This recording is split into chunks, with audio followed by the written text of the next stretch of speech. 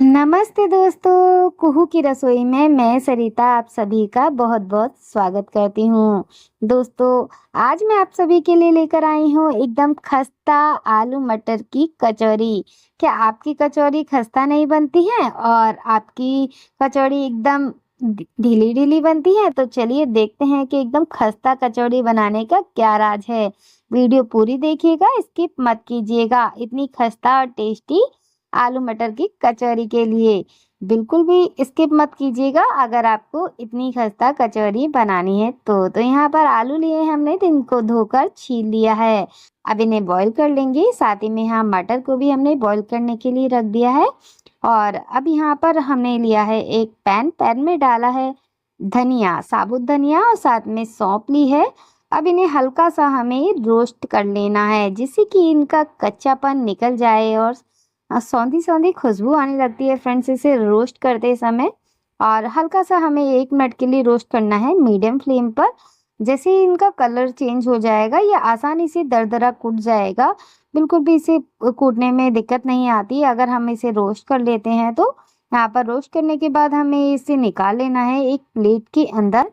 अब यहाँ सभी इंग्रेडिएंट्स रेडी हैं स्टफिंग के लिए। तो यहाँ पर टमाटर लिया है मीडियम साइज़ का, यहाँ बारीक कटी हरी मिर्च, उबले हुए मटर, साथ ही में उबले हुए आलू और दरदरा कुटा हुआ धनिया और सौंफ भी ले लिया है। आलू को हल्का सा तोड़ लेंगे हाथ से इस तरीके से, क्योंकि आलू बहुत ही ज़्यादा बड़े हैं फ्रेंड्स। यहाँ पर आपको जितनी क्वांटिटी में स्टफिंग चाहिए उतने आप आलू और मटर को उबालिएगा, बहुत ज़्यादा मत उबालिएगा। फ्रेंड्स देखिएगा, हम टमाटर स्टफिंग में डाल रहे हैं और फिर भी हमारी स्टफिंग बहुत ही बढ़िया बनेगी, बिल्कुल भी गीली नहीं होगी। तो रेसिपी को पूरी देखिएगा, स्किप बिल्कुल भी मत कीजिएगा। यहाँ पर ऑयल गरम होते ही हमने जीरा और हींग डाला है, साथ ही में हरी मिर्च और टमाटर भी ऐड कर दिए हैं। टमाटर को हल्का सा रोस्ट करेंगे, उसके बाद हमें इसमें ऐड करना है ये स्पेशल दरदरा कुटा मसाला। साथ ही में हमें ऐड करनी है हल्दी पाउडर। इसे हल्का सा हमें रोस्ट करना है मीडियम फ्लेम पर। जैसे ही सभी मसाले हल्के से रोस्ट होंगे, हमें यहाँ ऐड करेंगे बेसन। फ्रेंड्स यहाँ पर हम 2 चम्मच बेसन का यूज़ कर रहे हैं। बेसन बहुत ही अच्छा टेस्ट और फ्लेवर देगा हमारी स्टफिंग को, और हमारी स्टफिंग जो है बहुत ही अच्छी बाइंडिंग आएगी बेसन का यूज़ करने से। स्टफिंग बिल्कुल भी गीली बनकर तैयार नहीं होगी, मॉइस्चर को जो है ख़त्म कर देता है बेसन। तो स्टफिंग में जब हम बेसन को डालते हैं तो बहुत ही अच्छी टेस्ट के साथ खुशबू और साथ ही में बाइंडिंग का काम करता है। यहाँ पर बेसन भूनने के साथ ही हमने उबली हुई मटर ऐड कर दी है, इसे भी मसालों के साथ भून लेंगे। तो यहाँ पर 1 मिनट के लिए हमें बेसन के साथ भूनना है मटर को। अब यहाँ पर हम ऐड कर रहे हैं उबले हुए आलू।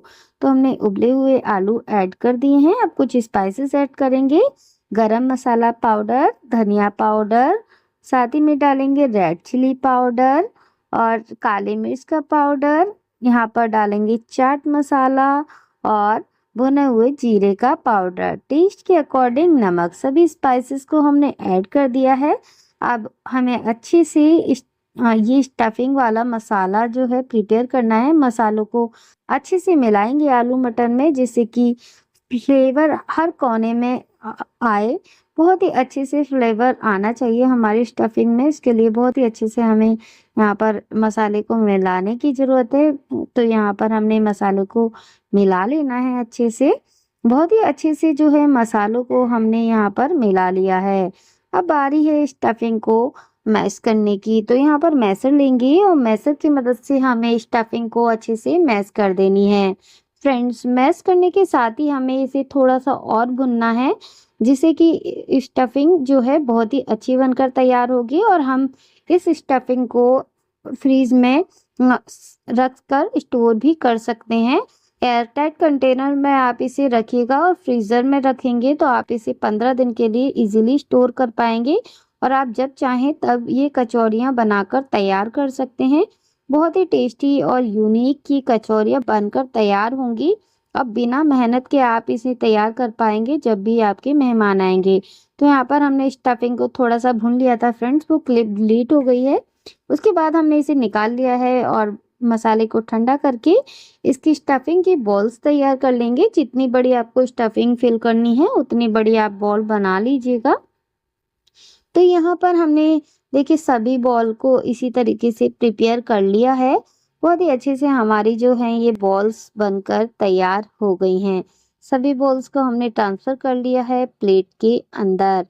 फ्रेंड्स, आपको हमारी अगर आज की ये आलू मटर की खस्ता कचौरी की रेसिपी पसंद आ रही हो तो प्लीज़ लाइक ज़रूर कीजिएगा और मेरे इस वीडियो के लिए एक प्यारा सा कमेंट भी कर दीजिएगा इस प्यारी सी रेसिपी के लिए।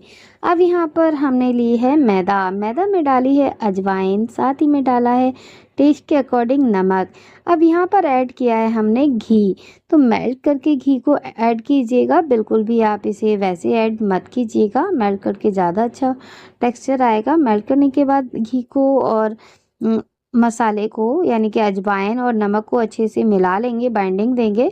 बहुत ही अच्छे से यहाँ पर घी को मैदे के अंदर मिक्स करना है। देखिए इस तरीके से बाइंडिंग आनी चाहिए मैदे की। आप जब भी मैदे को इस तरीके से मुट्ठी बनाएं तो बंद होना चाहिए, बिल्कुल भी ये खुलना नहीं चाहिए।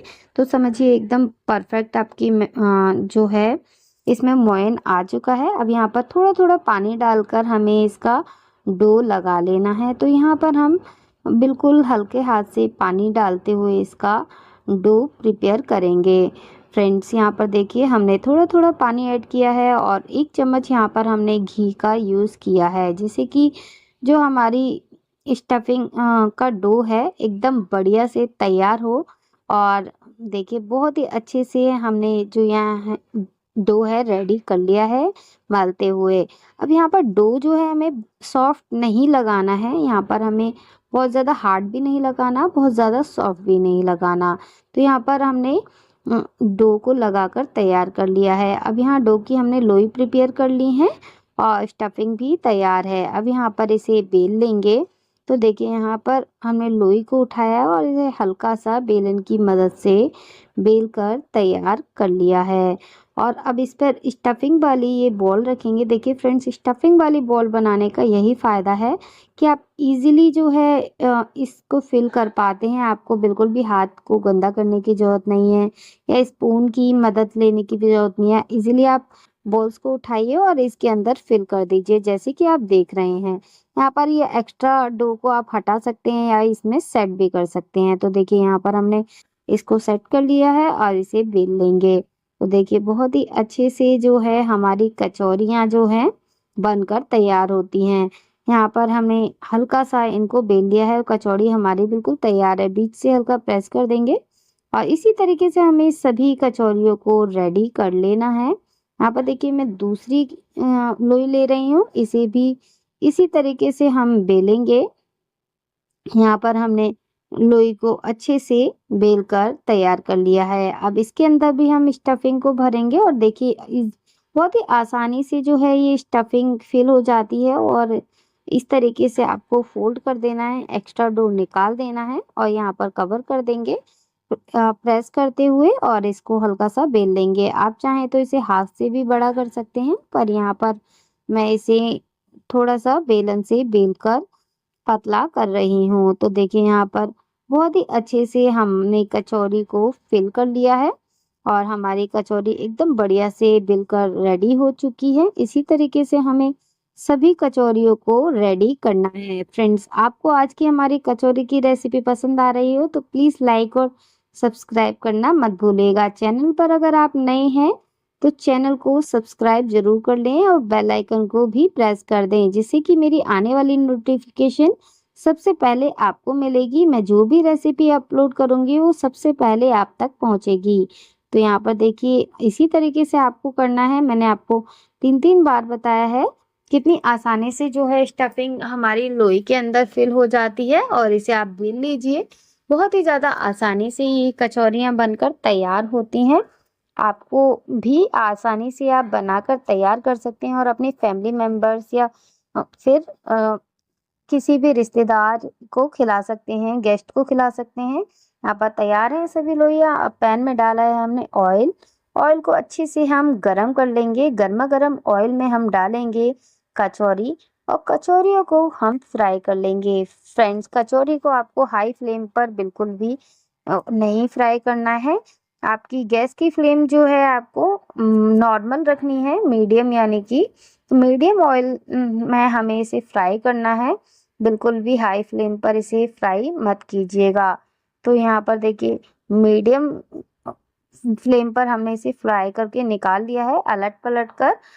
इसी तरीके से आपको सभी कचौड़ियों को फ्राई करना है। फ्रेंड्स, यहाँ पर मैंने क्लिप्स बहुत ही लंबी हो जाती अगर मैं पूरा प्रोसेस दिखाती, इसलिए मैंने यहाँ पर आपको बता रही हूँ कि आपको जो है गैस की फ्लेम को मीडियम रखना है और इस तरीके से ऑयल को आप डालिएगा ऊपर से, तो ऊपर से भी अच्छे से क्रिस्पी होती रहेगी और अंदर से भी अच्छे से आपकी कचौरी सिक कर तैयार होगी। और देखिए एकदम खस्ता जो है ये कचौरियाँ बनकर तैयार होती हैं। आपको टेक्सचर से ही पता चल रहा होगा, तो आप भी बनाइएगा और इंजॉय ज़रूर कीजिएगा। चैनल पर नए हैं तो प्लीज़ चैनल को ज़रूर सब्सक्राइब कर लें। ऐसी ही टेस्टी रेसिपीज़ मैं आप सभी के लिए लाती ही रहती हूँ, जो आप सभी को बहुत ही पसंद आती है और आप सभी लोग ढेर सारा प्यार देते हैं। मेरी वीडियो को देखकर बहुत ही अच्छा लगता है।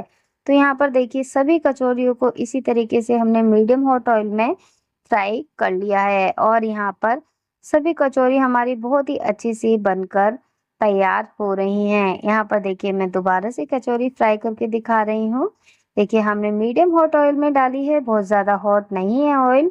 आप अगर हॉट ऑयल में कचौरियाँ फ्राई करेंगे तो मैं आपको फिर से बता दूं कि कचौरियाँ जो है ऊपर से तो आपकी लगेगी कि सिक चुकी हैं, लेकिन अंदर से कचौरी कच्ची रह जाएंगी। तो आप इसे बिल्कुल भी हाई फ्लेम पर मत फ्राई कीजिएगा, आपकी कचौरी बिल्कुल भी खस्ता नहीं बनेगी अगर आप इसे हाई फ्लेम पर करेंगे फ्राई। तो यहाँ पर मीडियम हॉट ऑयल में इसे आराम से फ्राई कीजिएगा, जिससे कि आपकी बहुत ही खस्ता खस्ता कचौरियाँ मिनटों में बनकर तैयार हो जाएगी। मिनटों का मतलब है थोड़ी सी देर लगेगी, पर एकदम परफेक्ट कचौरी बनकर तैयार होगी, जो आपको और आपके फैमिली मेंबर्स, फ्रेंड्स सभी को बहुत ज़्यादा पसंद आने वाली है।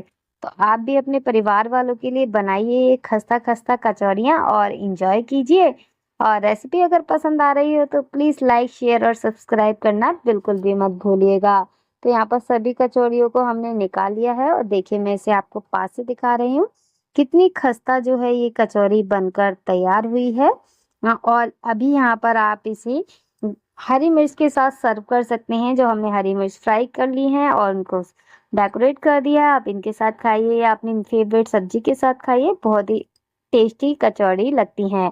आप इसे चटनी के साथ भी खा सकते हैं या ऐसे भी खा सकते हैं, जैसे आपको पसंद आए। तो चलिए फिर मिलते हैं नेक्स्ट रेसिपी में। अगली रेसिपी आपको कौन सी देखनी है ज़रूर बताइएगा। राधे राधे।